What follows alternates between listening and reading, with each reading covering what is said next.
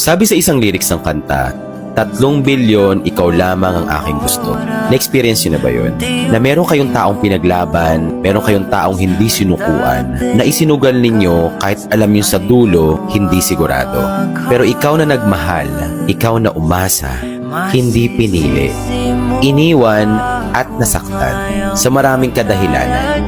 Madalas ko ang sinasabi na lagi talaga tayo nananatili sa mga taong alam natin na hindi naman talaga tayo kayang mahalin sa dulo at hindi naman talaga tayo kayang ipaglaban. Pero nandun tayo sa paniniwala na lahat pwedeng magbago.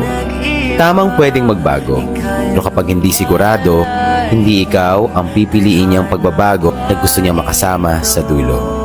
Sa 3 bilyong tao sa mundo, mayroong nag-iisang tao dyan na pipiliin ka na hindi mo kailangang ipilit yung sarili mo, ipaglalaban ka, higit pa sa kung paano mo siya ipaglaban at hindi sukuan.